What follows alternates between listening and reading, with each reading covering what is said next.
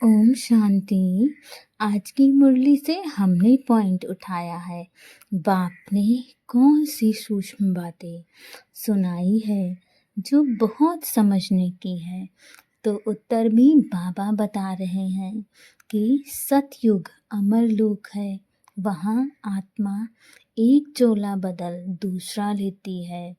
माना अमरलोक से तात्पर्य हर आत्मा अपनी स्वेच्छा से शरीर छोड़ देती है और शरीर छोड़ने पर वहाँ की अन्य आत्माएं रोती नहीं हैं, क्योंकि हर आत्मा स्वतंत्र है। कोई भी आत्मा बंधन में बंधी नहीं है, बंधन से परे है। हर आत्मा के अंदर प्रेम है जो बांटने की भावना रखता है। हर आत्मा दूसरे को स्वीकारती है, प्रेम पूर्वक मिलती है। ऐसा है सतयुग अमरलोक। वहाँ पर हर आत्मा अपने माता पिता को स्वयं चुनती है और कब उसे छोड़ करके जाना है वो भी निर्णय वो स्वयं करती है। किसी के बंधन में कोई आत्मा नहीं होती है, जब चाहे तब अपना चोला बदल दूसरा लेती है, लेकिन मृत्यु का नाम नहीं। इसीलिए उसे मृत्यु लोक कहा नहीं जाता है, क्योंकि सबको पता है कि जब जो चाहे अपनी इच्छा अनुसार शरीर छोड़ सकता है और दूसरा शरीर ले सकता है। और दूसरी बात, शिव बाबा की बेहद रचना है, ब्रह्मा की रचना। इस समय सिर्फ तुम ब्राह्मण हो। हमारा दूसरा जन्म हुआ है। जब से हमने बाबा का ज्ञान लिया है तब से हमारा जीवन परिवर्तित हुआ है। तो ये हमारा दूसरा जन्म है और हम अपने दूसरे जन्म में ही ब्राह्मण बने हैं।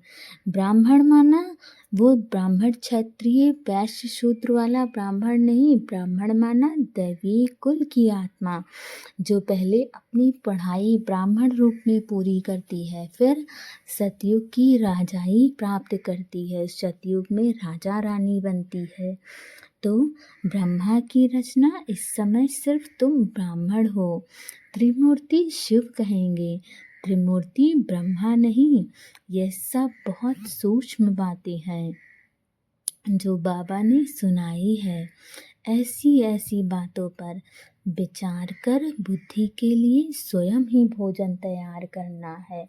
हमें बहुत गूढ़ चिंतन मनन करना है कि सतयुग की दिनचर्या क्या होगी, वहाँ के लोगों का व्यवहार कैसा होगा, वहाँ कैसी कैसी सुविधाएं होंगी, कैसे महल होंगे, कैसे पशु पक्षी होंगे।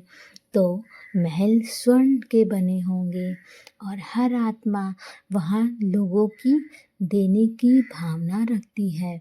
हर आत्मा के अंदर ये भावना होती है कि मैं कैसे किसी की सेवा कर दूँ, कैसे मैं किसी आत्मा का भला कर दूँ। जो पेड़ पौधे हैं वो भी बहुत मीठे फल देते हैं। वो पेड़ पौधे कभी किसी को खट्टे फल नहीं देते हैं। इतने फ्रेश होते हैं वो फल जिसे खाने से हर आत्मा सदैव स्वस्थ रहती है। वो कभी वृद्ध नहीं होती है वहाँ पर, क्योंकि वहाँ पर हर आत्मा अपनी स्वेच्छा से शरीर त्यागती है। और इतना सुंदर, इतना स्वच्छ वहाँ का खान पान होता है कि कभी कोई आत्मा वृद्ध नहीं होती है। वहाँ भी बच्चों को स्कूल होते हैं जाने के लिए, परंतु वहाँ पर हर आत्मा ये सब वाहनों से स्कूल नहीं जाती है। वहाँ पर पुष्पक विमान जैसे हर आत्मा के पास अपने विमान होते हैं, जिससे जो भी आत्मा कहीं आना जाना चाहे तो वहाँ आ जा सकती है। बच्चे पाठशाला जाते हैं उसी विमान में बैठ कर के, और जो राजा रानी होते हैं वो पिकनिक मनाने जाते हैं उसी विमान पर बैठकर। प्रकृति परंतु वहाँ पर बहुत सुखदाई होती है।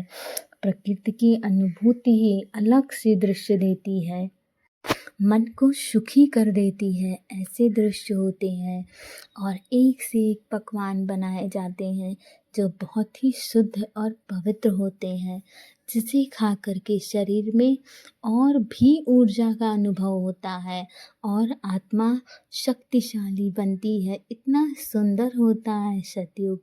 इतना सुंदर होता है अमर लोक, जिसके बारे में बाबा ने हम बच्चों को समझाया है। शिव बाबा की बेहद रचना ब्रह्मा बाबा की रचना है। ओम शांति।